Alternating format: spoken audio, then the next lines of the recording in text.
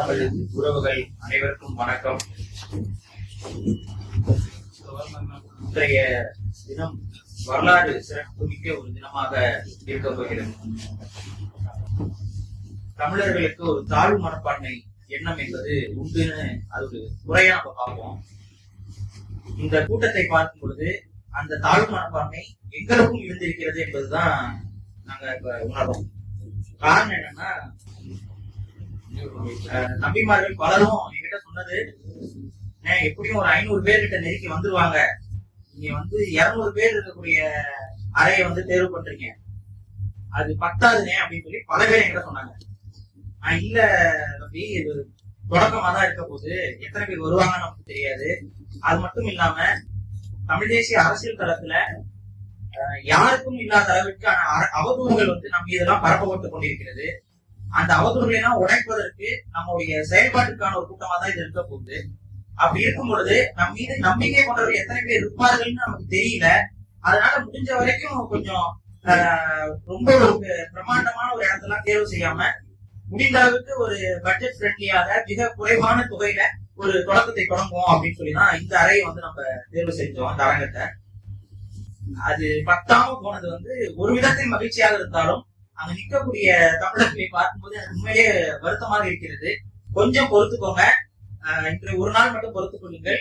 அடுத்த முறை நிகழ்வுகள் எல்லாமே சிறப்பாக இன்னும் ஒரு பெரிய இடத்துல நம்ம முன்னெடுக்கலாங்கிறத நான் ஒரு வாக்குறுதிக்காக கொடுக்குறேன். இல்ல அடிப்படை என்ன அப்படின்னு பாத்தீங்கன்னா, ஏன் நம்ம ஒரு இயக்கமாக ஒருங்கிணையணும், ஏன் தமிழ் தேசிய இயக்கங்கள் பலவை இருக்கே, இன்னும் நிறைய சிறப்பான இயக்கங்கள்லாம் இருக்கிறாங்க தானே.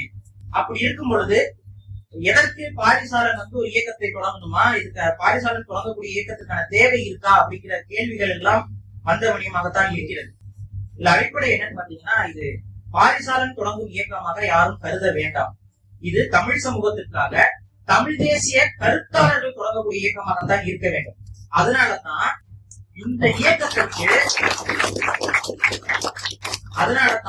இயக்கத்திற்கு எந்த விதமான பெயர் கூட்டலோ கொள்கை வரைவைகளோ எதையுமே உங்ககிட்ட நான் அறிவிக்காம, இதுவரைக்கும் என் மீது நம்பிக்கை கொண்டவர்கள், இவர்கள் செய்வது சரியானதாக இருக்கும் என்று நம்பிக்கை உள்ளவர்கள் வாருங்கள், நாம் எல்லாம் ஒன்றாக சேர்ந்துதான் ஒரு இயக்கத்தை தொடங்க போகிறோம் அப்படின்னோம். தொடங்கிட்டு இந்த இயக்கத்துல சேருங்க நான் சொல்லல, நாம் எல்லாம் சேர்ந்துதான் ஒரு இயக்கத்தை தொடங்கவே போகிறோம். அப்ப இங்க இருக்கக்கூடிய ஒவ்வொருத்தரும் ஒரு இயக்கத்திற்கான ஒரு விதையாக வந்திருக்கிறீர்கள். இதுல மிக முக்கியமா என்னன்னா, இதுல தமிழர் தேயம்னு சொல்லி நான் ஒரு பதிவு பண்ணினேன். இந்த இயக்கத்திற்கான அழைப்புதல் இல்ல, அதை பற்றியான ஒரு செய்தி போடும்போது தமிழர் தேயத்தை கட்டி அமைக்க அப்படின்னு சொல்லி ஒரு வரி தமிழர் தேயம் அப்படின்னு சொல்லி போட்டிருந்தேன். அதுல பல பேர் என்ன கேட்டிருந்தாங்க, எழுத்து பிழையாக எழுதியிருக்கிறீர்கள், தேசியம் என்பதற்கு பதிலாக தேயம் என்று எழுதியிருக்கிறீர்கள். எனக்கு அப்ப பார்த்து சரி நம்ம விளக்கம் கொடுத்தோம் இல்லைங்க அப்படின்னு. அப்பதான் ஒரு விஷயம் புரிய வந்தது, ஒரு விஷயம் சரியானதாக இருக்கும், அதுதான் சரியான தேயம் என்ற வார்த்தை தான் சரியான தூய தமிழ் வார்த்தை. தேசியம் என்பது ஒரு மருவிய வார்த்தை, அதற்காக அதை நாம் தூக்கி எறிய வேண்டிய அவசியம் இல்லை. மருவிய சொற்களை நாம் பயன்படுத்திக் கொண்டுதான் இருக்கிறோம். தேயம் என்பது ஒரு தூய தமிழ் வார்த்தை. ஆனால் இந்த தூய தமிழ் வார்த்தை இதுதான் சரியான வார்த்தை, இதுதான் உண்மையான வார்த்தை. ஆனா இதுதான் உண்மையானது என்பது தெரியாமல் இருக்கக்கூடிய தமிழர்களுக்கு உண்மையான ஒரு விஷயம் பிழையாக படுது, பிழையா பாக்குறாங்க. இது நமது கருத்தியலுக்கும் பொருந்தும். குடி ஒற்றுமை கோட்பாடு நம்ம தொடர்ச்சியா பேசிட்டு வரோம். தமிழ் தேசியம் என்று பேசிவிட்டு குடிகள் அப்படின்னு நீங்க பேசுனீங்கன்னா அது பிழையான தமிழ் தேசியம் சொல்லி சில மூத்த தமிழ் தேசியவாதிகள் கூட நமக்கு அறிவுரை கொடுத்து கொண்டிருக்கிறார்கள். புரிந்து கொள்ளுங்கள், எப்படி தேயம் என்ற தூய தமிழ் சொல் இவர்களுக்கு அந்நியப்பட்டு போயிருக்கிறதோ, அதே போல குடியொற்றுமை குடிகள் என்ற வார்த்தையும் இவர்களுக்கு அந்நியப்பட்டு போயிருக்கிறது. குடிகளை பற்றி பேசாத புலவர்கள் இல்லை, குடிகளை பற்றி பேசாத அரசர்கள் இல்லை, குடிகளை பற்றி எழுதாத தமிழ் இலக்கியங்கள் இல்லை. எல்லா இலக்கியங்களும் குடிகள் இருக்கிறது, அவைகளுக்கு வரலாறு உண்டு. ஆனா அந்த வரலாற்றை நாம் இங்க இழுத்தெடுப்பு செய்துவிட்டு தமிழர்களுக்கு ஒரு வரலாறு தேடுறோம். தமிழர் வரலாறு எங்க தெரியுங்க, குடிகளுக்கான வரலாறு ஒருங்கிணைப்புதான் தமிழர் இனத்திற்கான வரலாறு. அப்ப இந்த குடிகள் அப்படிங்கிற ஒரு விஷயத்த தமிழ் சமூகத்திடம் இருந்து அந்நியப்படுத்தி அதை எதிர்ப்பதமாக தமிழ் இன ஓர்மை என்றால் குடிகள்னா பேசக்கூடாது. அது எப்படி எனது அடையாளங்களில் ஒரு அடையாளத்தை அழித்து விட்டுதான் ஒருமை பிறக்கும் ஓர்மை பிறக்கும் என்பது எத்தகைய அவசியம்? எனக்கு என்று ஒரு அடையாளம் இருக்கிறது, அனைவருக்கும் ஒரு அடையாளம் இருக்கிறது. இந்த அடையாளத்தை எல்லாம் அழித்தால் நமக்கு அடையாளம் கிடைக்காது, அடையாளம் மற்றவர்களாகத்தான் மாற்றப்படுவோம்.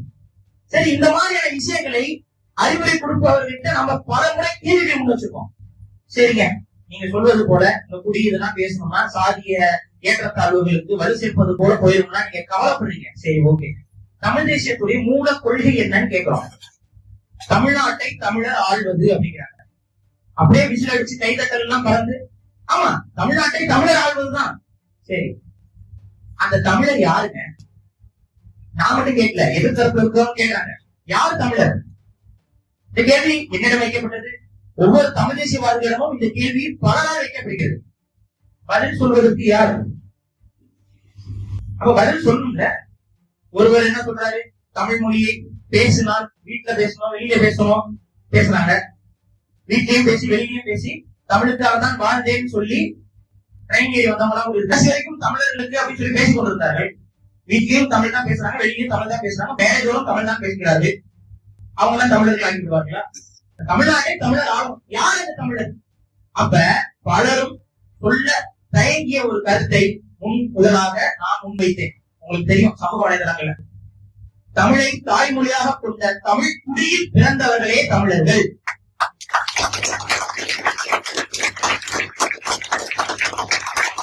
இதை சொல்வதற்கு தமிழக அரசியல்வாதிகளுக்கு அவ்வளவு ஒரு தயக்கம். ஏன் இவ்வளவு தயக்கம்? ஒரு இனம் என்பது பிறப்பால் வருவது, இதை யாருக்கும் மறுக்க முடியும். உலக அளவுல ஒரு இனம் அப்படின்னு சொன்னோம்னா அது பிறப்பின் அடிப்படையில் வருவதுதான். அது வளர்ப்பின் அடிப்படையிலோ இல்ல ஒரு ஊருக்கு வந்து நம்ம குடியாவதாலேயோ ஒரு இனம் மாறிவிட முடியாது. அப்ப பிறப்பின் அடிப்படையில் வருவதுதான் இனம். இனம் பேசுகிறோம், இனத்துக்காக பேசுகிறோம் என்று சொல்லிவிட்டு கடைசியில குடிகளை பேசாமல் இல்ல குடிகளை ஒழிக்கணும், இனத்துக்கான அடையாளங்களை ஒழிக்கணும். இப்ப நான் கேட்கிறேன், இன்னைக்கு தமிழ் தேசியம் பேசக்கூடிய ஒவ்வொருத்தரையும் இவர் தமிழர் அல்ல, அவர் தமிழர் அல்ல, இவர் அது அல்ல, இவர் இது அல்ல சொல்லிட்டு இல்லையா? எதை வைத்து ஒருவரை தமிழர் நம்ம அடையாளப்படுத்திக்க முடியும், இல்ல உறுதிட்டு சொல்லதான் முடியுமா? அப்ப குடிங்கிற ஒரு அடையாளம் நமக்கு இருந்தால்தான் அந்த குடியை வைத்து தமிழர் என்று உங்களை அடையாளப்படுத்திக் கொள்ள முடியும். அப்ப ஒரு வேறாக இருப்பது குடி அடையாளம். சரி, தமிழர் வழிபாடுகளை மீட்போம் எல்லா தமிழ் தேசியவாதியும் சொல்றது. யாராவது சொல்லாமல் இருக்காங்களா? தமிழர் வழிபாடுகளை மீட்க வேண்டும், தமிழர் ஆன்மீக புரிதலை வந்து தமிழருக்கு ஏற்படுத்த வேண்டும், தமிழருக்கு என்ற ஒரு தனித்துவமான ஒரு கடவுள் கோட்பாடு இருக்கு எல்லாரும் சொல்றாங்க. குலதெய்வங்கள் தான் நமக்கு முதன்மையான தெய்வங்கள் எல்லா தமிழ் தேசியவாதிகளும் சொல்லுவாங்க. அப்ப மறைமுகமாக இந்த சாதி ஒழிப்பு கோட்பாடு எதை நோக்கி நகர்த்துகிறது? சாதி ஒழிச்சிங்க, நாளையிலிருந்து சாதி இல்ல, குலங்களும் இல்லை, குல தெய்வங்களும் இல்லை, தமிழருக்கு என்ற வழிபாடு முறைகளும் இல்லை. இதானே பெருதெய்வ வழிபாடு மட்டும்தான் இருக்கும். அந்த பெருதெய்வ வழிபாடு நம்ம கிட்ட யாருக்கு? வெளியில இருந்து வந்து ஆரியத்திடம் இருக்கிறது. இன்னைக்கு நம்ம ஒரு கோயிலுக்கு போனா கூட அவங்க தான் உள்ள இருக்கிறாங்க.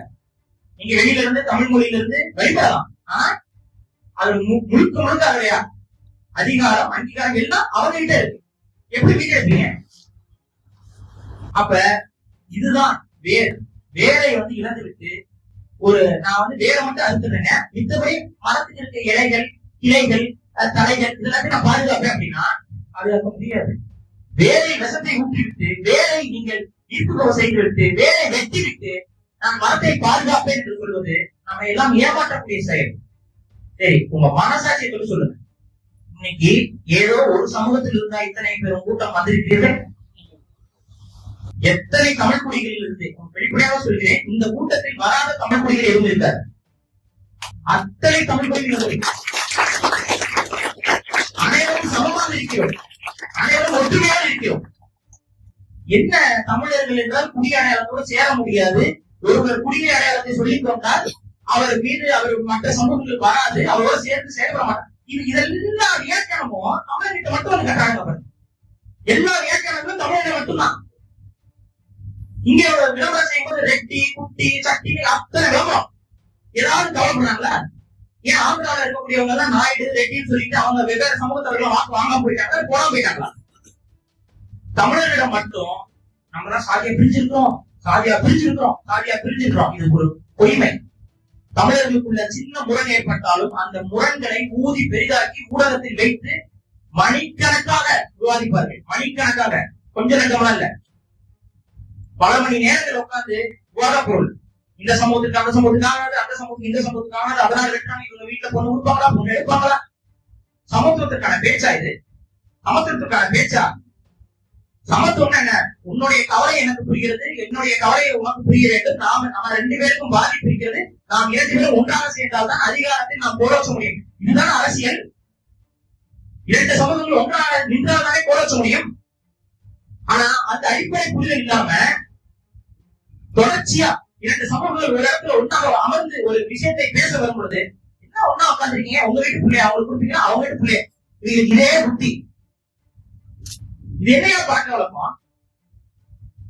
ஒரு பேச்சுவார்த்தைக்கு வரும் பொழுது, ஒரு நட்போட வரும் பொழுது அங்க எடுத்த உடனே ஒரு பிரச்சனைகளை போடுது. நடக்கும் அகமன உறவுகளை கடந்தும் தமிழர் குடிகள் இணைவார்கள். எப்ப இணைவார்கள்? திராவிடம் என்ற ஒரு பொய்க்கொள்கை இந்த மண்ணில் மண்ணோடு மண்ணாக மக்கி அழிந்து ஒழிந்த பின்பு தமிழ் சமூகத்திற்கு இவைகள் முதல்ல அவங்க ஒளி செய்யணும். விஷங்கள் விஷ செடிகள் வைக்க பார்த்தீனிய செடிகள் போல திராவிடம் என்பது பார்த்தீனிய தமிழ் சமூகத்துக்குள்ள வளர்ந்திருக்கிறது. தமிழ் சமூகத்துடைய இது நீங்க திராவிட கட்சிகள், திராவிட செயல்பாட்டாளர்கள் அப்படி மட்டும் யோசிக்காரு. இந்த திராவிட சித்தாந்தமும் சிந்தனையும் பல தமிழ் உணர்வாளர்களுக்குள்ளேயும் குறைபாடு. அதை உடைக்கணும். முதல்ல தமிழ் சமூகத்திற்காக, தமிழ் இனத்திற்காக எல்லாரும் ஒன்று என்று சொல்வதை இவர்கள் இந்த அளவு புரிந்து கொள்கிறார்களா?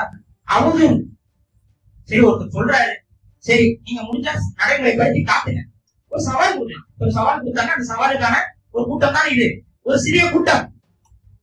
ஆனா இந்த கொள்கைக்கு இத்தகைய ஒரு கூட்டத்தை உள்ளிருக்கக்கூடிய தன்மை இருக்குங்கிறத புரிஞ்சுக்கோங்க. இதே கருத்தியல் தமிழர்கள் அனைவருக்கும் சென்று அடையும் பொழுது ஒட்டுமொத்த தமிழ்நாடும் ஓரணியில் நிற்கும். ஒட்டுமொத்த தமிழ்நாடும் தமிழர் தேசியம், தமிழர்களுக்கான விடுதலை என்ற ஒற்றை புள்ளி இணைவார். அதற்கான ஒரு விதை என்பது ஒற்றுமை கோட்பாடு. தமிழ்நாட்டை தமிழர் தான் ஆளும். இங்கே பல்வேறு இனத்தவர்கள் வாழ்ந்து கொண்டிருக்கிறார்கள். அவர்களுக்கும் நாம் இடஒதுக்கீடு என்ற ஒரு முறைமையின் மூலமாக அவர்களுக்கான வேலை வாய்ப்பு, கல்வி அனைத்தும் கொடுக்கப்படும். இதுதான் நம்மளோட கொள்கை. இங்க உடனே இருக்கக்கூடிய சிறுபான்மை சமூகங்கள், மொழி சிறுபான்மையினர்களுக்கு எதிரானவர்களா இவர்கள் கிடையவே கிடையாது, ஒருபோதும் கிடையாது. மொழி சிறுபான்மையினருக்கு எதிரானவர்கள் கிடையாது. எதுவரை அந்த மொழி சிறுபான்மையினர் தமிழர்களுடைய உரிமைக்கு ஒரு மூக்கை நுழைக்காமல் இருக்கும் வரை. தமிழர் உரிமை என்று வரும் பொழுது, ஆமாங்க இது அவங்க மண்ணு, இது அவங்களுடைய ஆட்சி, இது அவங்களுக்கான இடம் என்பதை அவர்கள் உணர வேண்டும். அவர்கள் உணரும் வரை எந்த பிரச்சனையும் இல்லை. அவர்களுக்கு அந்த உணர்வை கொடுக்க வேண்டும். தான் ஆந்திரா இருக்கு, தெலுங்கானா இருக்கு, 2 மாநிலங்கள் இருக்கு, கர்நாடகா இருக்கு, கேரளா இருக்கு. இங்கெல்லாம் போயிட்டு தமிழர்கள் போய் தமிழ் தேசியம் பேசுவது பயனற்றது. இது அவர்களுக்கான நிலம். அங்க அவர்களோடு சேர்ந்துதான் நம்மளுடைய உரிமையை நாம் நிலைநாட்டிக் கொள்ள வேண்டும். ஆனா இது நமக்கான நிலம், நமக்கான நிலப்பரப்பு. இந்த இடத்தில் நம்மிடம்தான் அதிகாரம் இருக்க வேண்டும், அவர்களிடம் இல்லை. ஆனா இன்னைக்கு யாருக்கு இருக்கு அதிகாரம்? தமிழ்நாட்டில் இருக்கக்கூடிய ஒரு சிறுபான்மை சமூகம் 5% கூட இல்லாத அவங்க கிட்ட கேட்டீங்கன்னா நாங்க 35% இருப்போம், 40% இருப்போம் வாய்க்கு வந்ததை சொல்வார்கள். ஆனா வெறும் 5% தான் இருக்கிறார்கள். ஆனால் இன்னைக்கு அரசாங்கமே அவருடைய கட்டுப்பாட்டில் தான் இருக்கிறது. தமிழ் தேசிய எழுச்சிக்கு தொடர்ச்சியாக எதிராக இருக்கக்கூடியவர்களாக தான் அவர்கள் இருந்து வருகிறார்கள். நம்ம பார்த்துக்கிறோம். அதற்காக அங்க இருக்கக்கூடிய ஒரு சில நபர்கள் இருப்பாங்க, தமிழ் தேசிய எழுச்சியை விரும்பக்கூடிய நபர்கள் இருப்பாங்க. அவங்க நமக்கு எதிரிகள் அல்ல. யார் நமக்கு எதிரி? தமிழ் தேசிய எழுச்சியை, தமிழருக்கான உரிமையை நிலைநாட்ட நாம் உட்படும் பொழுது அதற்கு தடைக்கலாக இருக்கக்கூடிய பிறமொழியாளர்கள் நமக்கு எதிரிகளாக இருப்பார்கள். அவங்கதான் நமக்கு எதிரிகள். இதுல கோட்பாட்டு அடிப்படையில் சொன்னோம்னா, ஆரியமும் திராவிடமும் நமக்கு பகை. இந்த ஆரியத்திடமும் திராவிடத்திடமும் எந்த விதமான சமரசமும் தமிழ் தேசியம் செய்து கொள்ள போவதில்லை. இன்னும் வெளிப்படையா சொல்லணும்னா, திராவிடம் என்பது ஆரியத்தின் கைக்குழந்தை. தமிழ் தேசியத்தை நேருக்கு நேர் எதிர்த்து சண்டையிட துப்பற்ற ஆரியம் அவர்களுடைய ஒரு பிராக்சியாக உருவாக்கி விட்டதுதான் திராவிடம். திராவிடம் என்பது தமிழர்களுக்காக பேசுவது போலவே இருக்கும், ஆனால் அவர்கள் தமிழருக்கு எதிராக செயல்படுவார்கள். ஒரு எடுத்துக்காட்டு சொல்றேன். தமிழ்ல குடமுழுக்கு நடத்த வேண்டும் என்பது அனைத்து தமிழர்களுடைய விருப்பமாகவும் இருக்கும். நம்ம என்ன பண்ணுவோம், கோயில்ல தமிழ்ல குளங்களுக்கு வேண்டும்னு சொல்லி நம்ம கோரிக்கை வைப்போம், போராடுவோம், அதற்காக ஆரியத்தை எதிர்த்து செயலாற்றுவோம். இந்த நேரத்துல திராவிடம் நமக்கு துணை நிறுத்த வேண்டும் அல்லவா, நல்லவர்களாக இருந்தார். ஆனா அவன் வரமாட்டான். அவன் என்ன சொல்லுவான், குடமுழுக்கு என்பதே தமிழர் முறை அல்லவே, குடமுழுக்கு எல்லாம் பண்ணக்கூடாது. சரி, என்னதான் பண்ணலாம், இந்த கோயிலுக்கும் சம்பந்தமே இல்லையே. இதத்தாயா அங்க இருக்கக்கூடிய ஆரியனும் சொல்றான், உனக்கு இந்த கோயிலுக்கும் சம்பந்தம் இல்ல, இதெல்லாம் வானத்துல இருந்து வந்தவங்க கட்டி வச்சுட்டு போனது, இதுல நீ வழிபடுறதுக்கா நாங்க சொல்றதுதான் கேட்கணும்னு அவன் சொல்றான். அதே நீ சொல்ற, இந்த கோயில்லாம் யாரு கட்டினா, ஆரியர். நமது அடையாளங்களை எப்படி நினைப்பவர்கள், துணை போவர்கள் எப்படி நமக்கானவர்கள். இதுதான் இது ஒரு எக்ஸாம்பிள். திராவிடம் எந்த அளவுக்கு தமிழ் தேசியத்தை மறைமாற்றி தமிழ் தேசிய உணர்வை, திராவிட அரசியலை இந்த அளவுக்கு அரசியலை போல வச்சு கொண்டிருக்கிறது என்றால் அது தமிழ் தேசிய எழுச்சியுடைய விளைவுதான். இந்திய எதிர்ப்பு போராட்டத்துக்கும் திராவிடத்துக்கு என்ன சம்பந்தம்?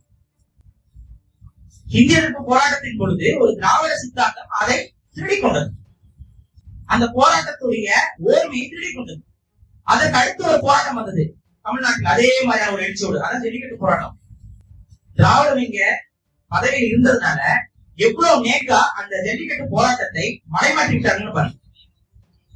அப்படியே மறைமாற்றிட்டாங்க. இன்னைக்கு பாருங்க, அதுக்கு அடுத்து பாருங்க, தமிழ்நாட்டில் ஒரு ஒருமித்த சிந்தனையோடைய ஒரு பெரிய போராட்டம் என்பது ஸ்டெர்லைட் போராட்டம். என்ன நடந்தது? எந்தவித கவலையும் இல்லாம ஒரு இந்த மக்களை நன்றாக பார்த்துக் கொள்ள வேண்டும், இந்த மக்களுக்காக நம்ம ஆட்சி அதிகாரத்துக்கு வந்திருக்கிறோம், இந்த மக்கள் தான் நம்ம இவ்வளவு பெரிய பொறுப்பையும் பதவியை உட்கார வச்சிருக்காங்கிற ஒரு அடிப்படை என்ன இந்த திராவிடர்களுக்கு இருந்திருந்தால், துப்பாக்கி எடுத்துக்கொண்டு காவலர்களை வைத்து பொதுமக்களை, குழந்தைகள் இருக்கக்கூடிய குழந்தைகள், பொதுமக்கள், வயோதிகர்கள் எல்லாரும் அந்த போராட்டத்தில் இருக்காங்க. யாராவது துவக்கை கொடுத்து போய் சுற்றான்னு சொல்லுவாங்க. அப்ப இவர்கள் எந்த அளவுக்கு தமிழர்களை பார்க்கிறார்கள் என்பதை நீங்கள் புரிந்து கொள்ள வேண்டும். அப்ப தமிழகம் என்பது இன்னைக்கு ஒரு பெரிய ஆபத்துல இருக்கு, பெரிய ஆபத்துல இருக்கு. அந்த ஆபத்துல இருந்து நாம் மீட்க வேண்டும் என்றால் தமிழ் தேசிய கோட்பாடு என்பது சரியான முறை. தமிழ் தேசியம் பேசுவதற்கு இங்கே ஆயிரக்கணக்கான இயக்கங்கள் உண்டு. ஆனா இன்னைக்கு நான் ஒண்ணு பேசுவேன், நாளைக்கு நான் ஒண்ணு பேசுவேன், நாலாம் நாளைக்கு ஒண்ணு பேசுவேன்னா அது தனிப்பட்ட நபர்களின் மீது இருக்கக்கூடிய மரியாதையை மட்டும் குறைக்காது, ஒட்டுமொத்த கருத்தியலின் மீது இருக்கக்கூடிய மரியாதையும் குறைக்கும்.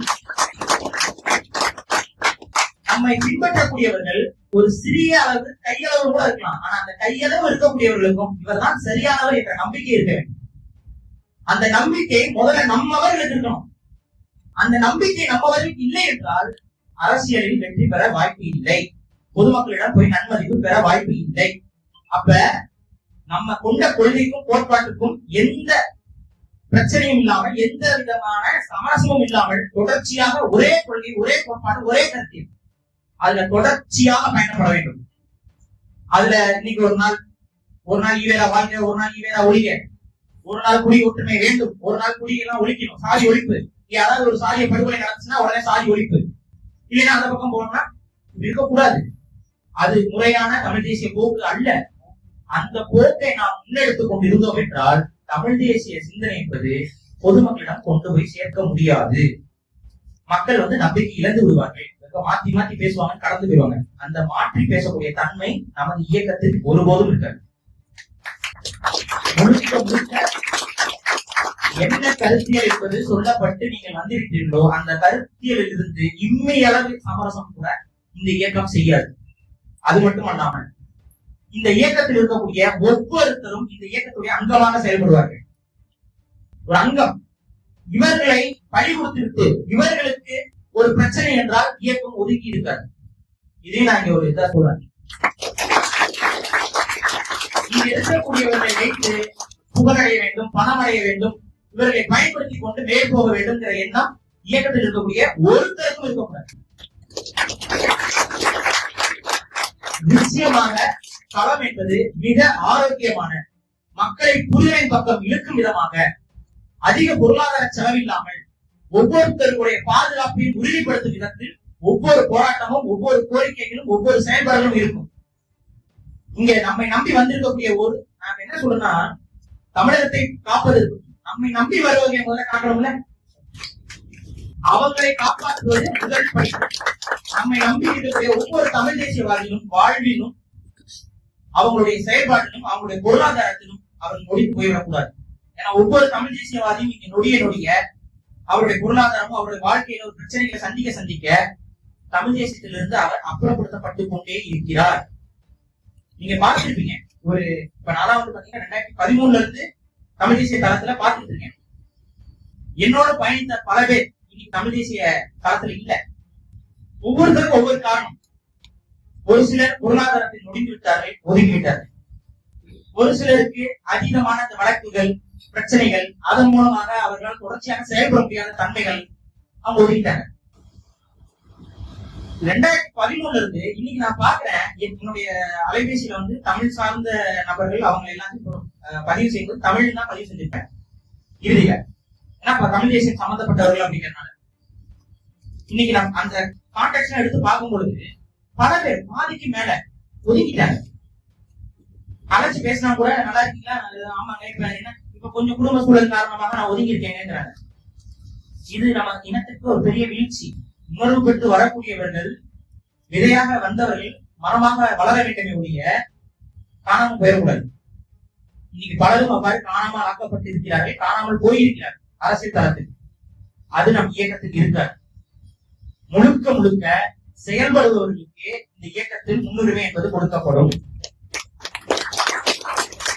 அது மட்டும் இல்லாம தனிப்பட்ட காழ்ப்புணர்ச்சியினால இந்த இயக்கத்திலிருந்து ஒருத்தரை கூட நகர்த்த முடியாத அளவுக்கு தான் இயக்கத்துடைய கட்டமைப்பு என்பது வகுக்கப்பட போகிறது. இவரோட வளர்ச்சி பிடிக்கல, அதனால இவர் போயிட்டாரு அவரு அப்படின்னா எதுவுமே இருக்காது. இங்க ஒழுங்கு நடவடிக்கை குழு என்ற ஒரு குழு இருக்கும். அந்த குழுவிடம் வழக்குகள் கொடுக்கப்படும். ஒரு தொகுதியில ஒரு பிரச்சனை, அந்த தொகுதியில இருக்கக்கூடிய உறுப்பினர்களுக்குள்ள ஒரு பிரச்சனை முரண் இருக்குன்னா வழக்காக அது பதிவு செய்யப்பட்டு விசாரணைக்கு ஏற்பட்டு அவங்க சைட்ல விளக்கங்கள் கேட்கப்பட்டு அதற்கப்புறம் தான் முடிவு என்பது கொடுக்கப்படும். முழுமையான ஜனநாயக தன்மையோடு இந்த இயக்கம் என்பது கட்டமைக்கப்பட போகிறது. அனைத்து பொறுப்புகளும் நியமன பொறுப்புகளாக தான் ஆரம்ப காலகட்டத்தில் கொடுக்கப்படும். நியமன பொறுப்புகள் நிரந்தர பொறுப்புகளாக மாறும் பட்சத்தில் எப்பனா முறையான தேர்தல் முறையின் அடிப்படையில அந்த நிரந்தர பொறுப்புகள் என்பது கொடுக்கப்படும். தேர்தல் நடக்கும், அது வரைக்கும் நியமன பொறுப்புகள் தான். நியமன பொறுப்புகள்ல கிளைகள் கட்டமைப்பு இதெல்லாம் தொடர்ச்சியாக நடக்கும். அது எல்லாமே அந்த மாதிரியான டீடைல்ஸ், அது சார்ந்த விஷயங்கள் எப்படி நம்ம இயக்கம் என்று செயல்படுத்துற அந்த விஷயங்கள் எல்லாம் அடுத்த கட்ட கூட்டத்திலும் கலந்தாய்வுகளிலும் நம்ம வந்து முழுமையாக ஒரு இயக்கம் என்பது எப்படி செயல்படுங்கிறத ஒரு ஷார்ட் மாதிரி போட்டு நான் காமிச்சு உங்களுக்கு விளக்கம் கொடுத்தேன். அது எந்த வித ஓட்டையும் இருக்காது. அப்ப இந்த இயக்கம் என்பது முழுக்க செயல்பாட்டை நோக்கி நடந்து கொண்டே இருக்கும். அது மட்டும் இல்லாம நமது கொள்கை கோட்பாடாக இருப்பது தற்சார்பு பொருளாதாரம். இந்த தற்சார்பு பொருளாதாரத்தின் மூலமாக ஒரு இயக்கம் பொருளாதாரத்தை ஈட்டும் என்றால் அது நமது இயக்கமாகத்தான் இருக்க போகிறது. இது முழுக்க இயக்கத்தில் இருக்கக்கூடிய இளைஞர்கள் அவர்களுடைய வாழ்க்கையில எந்த விதமான சமரசங்களும் செய்யாம அவங்களும் பொருளாதார ரீதியாக தங்களை மேம்படுத்திக் கொள்ள இந்த இயக்கம் உதவும். அது மட்டும் அல்லாமல் இந்த இயக்கத்துடைய தொடர் செயல்பாடுகளுக்கு பொருளாதார வசதிகளை இந்த இயக்கம் அவர்களுக்கு செய்து கொடுக்கும்.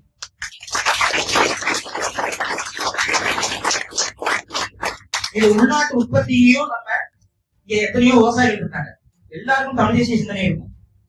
தற்சார்பு பொருளாதாரம் சார்ந்த புரிதல் அவர்கள் அனைவரையும் நம் இயக்கத்துக்குள்ள கொண்டு வருவோம். அதன் மூலமாக உற்பத்தியாளர்களும் நம் இயக்கத்தில் இருப்பார்கள், வியாபாரிகளும் நம் இயக்கத்தில் இருப்பார்கள். அதன் மூலமாகவே கருத்தியலும் தமிழ் தேசிய கருத்தியலும் குடி ஒற்றுமை கோட்பாடும் தமிழ் சமூகத்துக்குள்ள கடத்தப்படும். கிராமம் தோறும் நமது உறுப்பினர்கள் அந்த கிராமத்தில் நடக்கக்கூடிய சமூகம் சார்ந்த பிரச்சனைகள், சிக்கல்கள், அவற்றுக்கு தீர்வு கொடுக்கக்கூடிய இடத்திற்கு உயர்வார்கள். இப்ப ஒரு இயக்கத்துல நம்ம ஒரு உறுப்பினர்களை சேர்க்கிறோம் சொல்றோம்னா அவர்கள் நல்லொழுக்கம் பெற்றவர்களாக இருக்க வேண்டும். நல்லொழுக்கம் என்பது நமது இயக்கத்தில் முதன்மையான ஒரு கோட்பாட்டு கருவியாக இருக்கும். ஒழுக்கமற்றவர்களுக்கு நம் இயக்கத்தில் எந்த விதமான பொறுப்பும் இருக்காது. அவர்களுடைய தீய ஒழுக்கத்தால், தீய செயல்களால் இயக்கத்திற்கோ அவர்களுக்கோ தனிப்பட்ட ரீதியாக ஒரு பிரச்சனையோ சிக்கலோ வரும் பட்சத்தில் அது உண்மையாக என்று விசாரிக்கப்பட்டு அவர்கள் இயக்கத்திலிருந்து விடுவிக்கப்படுவார்கள். அந்த அளவுக்கு, ஏன்னா நம்ம எல்லாருக்கும் ஒரு வழிகாட்டியாக, ஒரு தலைவனாக மேதகுவே வேலுப்பிள்ளை பிரபாகரன் அவர்கள் அவரிடம் நாம் கற்றுக்கொண்ட ஒரு பாடம் என்றால் நல்லொழுக்கம். கொஞ்சம் சிந்தித்து பாருங்க. அவ்வளவு பெரிய படைய ஒழுக்கம் மட்டும் இல்லை என்றால் அவரால் கட்டமைத்திருக்கவே முடியாது. அப்ப ஒரு அடிப்படை கூறு என்பது ஒழுக்கம். தமிழ் தேசிய சிந்தனை என்பது ஒருவருக்கு வந்துவிட்டது என்றாலே ஒழுக்கம் என்பது தானாக வந்துவிடும். பூரண மதுவிலக்கு கோட்பாட்டை நம்ம பேசுவோம். எல்லா தமிழ் தேசிய இயக்கங்களோட கோட்பாடும் அதுவாகவே இருக்கிறது. மது குடிக்கக்கூடிய நபர்களை நம் இயக்கத்துக்குள் வைத்துக் கொண்டு பூரண மதுவிலக்கு என்று பேசும்போது அவர்களும் உண்மையாக பேச மாட்டார்கள். அது உண்மையான செயல்பாடாகவும் இருக்காது. இன்னொன்னு புரிஞ்சுக்கணும், என்ன அவ்வளவு பெரிய விஷயமானு நினைக்கலாம். ஏன்னா இங்க அந்த அளவுக்கு நம்ம திணிக்கப்பட்டுள்ளது. நம் உடம்புக்கு கெடுதி என்று மதுவை தெரிந்தேதான் பலரும் இங்கே உட்கொள்கிறார்கள். அவங்களுக்கு தெரியும் நம்ம உடம்புக்கு கெடுதி. நம் உடலுக்கு கெடுதி என்று அறிந்தும் ஒரு விஷயத்தை தொடர்ச்சியாக ஒருவன் போதைக்காக செய்கிறான் என்றால் அத்தகைய குணம் கொண்டவர்கள் நாளை நம் நாட்டிற்கு கெடுதி, நம் மக்களுக்கு கெடுதி என்பதற்காக அவர்களுடைய போதைக்கான அவர்கள் மிக்க தயாராக இருப்பார்கள். ஆகவே பூர்ண மது விலக்கு என்பது நமது இயக்கத்துக்குள்ள நடைமுறையில் இருக்கும். அதெல்லாம் என்னங்க பொருள்னா, நாலு பின்ன யாராவது வீடியோ எடுத்து இயக்கத்துடைய செயல்பாடுகள்ல இருக்கக்கூடிய நபர்கள் யாராவது குறிச்சு சும்மா அடிப்பது போல காணொலி காட்சிகள் எல்லாம் வந்தா அவங்க மீது தக்க நடவடிக்கை எடுக்கப்படும். கடந்து போக மாட்டோம். இவர் அவ்வளவு பெரியாது, இவ்வளவு பெரியாதுன்னா கடந்து போக மாட்டோம். முழுமையான நடவடிக்கை என்பது எடுக்கப்படும். இரண்டாவது, இது செயல்பாடுக்கான ஒரு ஒரு இயக்கமாகத்தான் நாம் செயல்பட போகிறோம். முழுக்க முழுக்க செயல்பாடு என்பது எந்தவித சமரசமும் இருக்காது. சமரசம் என்பது கருத்திலும் இருக்காது, செயல்பாட்டிலும் இருக்காது. ஒரு போராட்டத்தை நாம் முன்னெடுத்தா அந்த போராட்டத்தின் வெற்றி வாகை சூடும் வரை அந்த போராட்டத்தை நாம் இயக்கம் கைவிடாது. ஒரு போராட்டம் ஒரு அட்டெண்டன்ஸ் போட்டுருவோம், ஒரு போராட்டத்துக்கு போறோம், போனதுக்கு ஒரு அட்டெண்டன்ஸ் போட்டுருவோம். இந்த போராட்டத்துக்கு போறோம், அங்கேயும் ஒரு அட்டெண்டன்ஸ் போட்டுருவோம். அப்படி ஒரு போராட்டத்துக்கு போறோம், அங்கேயும் ஒரு அட்டெண்டன்ஸ் போட்டுருவோம். இந்த அட்டெண்டன்ஸ் போடக்கூடிய அரசியல் நமக்கு அரசியலாக இருக்காது. ஒரு விஷயம் என்பது நம்ம கைக்கு வருதுன்னா அந்த விஷயத்துக்கு ஒரு நல்ல ஒரு விடிவை எந்த அடிப்படை போராட்டத்தின் மூலமாகத்தான் கேக்குதா?